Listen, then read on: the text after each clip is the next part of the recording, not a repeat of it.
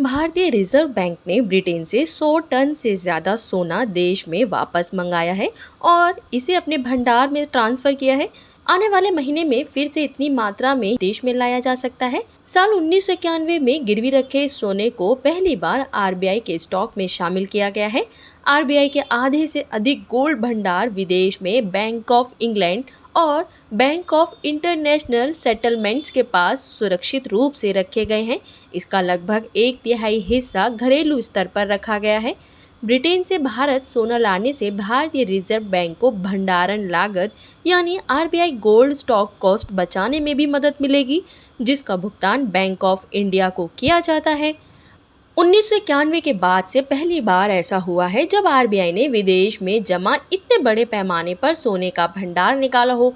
Media reports के मुताबिक मार्च 2024 में आरबीआई के पास कुल 882.1 टन सोना था, जिसमें से 413.8 टन विदेशों में जमा था।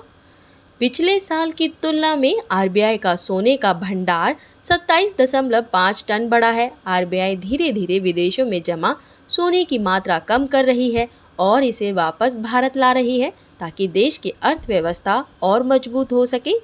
भारत चाहता है कि देश में सोने का भंडार बढ़े और उसके सोने का इस्तेमाल उसी के फायदे के लिए हो। आरबीआई के लिए ब्रिटेन केंद्रीय बैंक और बैंक ऑफ इंग्लैंड आज़ादी के बाद से ही भंडार गृह रहा है।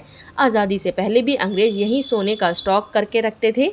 आरबीआई के अधिकारियों के मुताबिक आरबीआई पिछले कई सालों से सोना खरीद रही है। अब आरबीआई ने इस बात की समीक्षा करने का फैसला किया है कि वह इसे कहाँ स्टोर करना चाहती है। पहले भी इसे समय समय पर ऐसा ही किया जाता रहा है। 100 टन सोने को भारत लाने के लिए महीनों की प्लानिंग की गई और फिर पूरे प्लान को एग्जीक्यूट किया गया। प्लानिंग और एग्जीक्यूशन में वित्त मंत्रालय, आरबीआई और सरकार की अन्य विंग के साथ लोकल अथॉरिटी शामिल रही।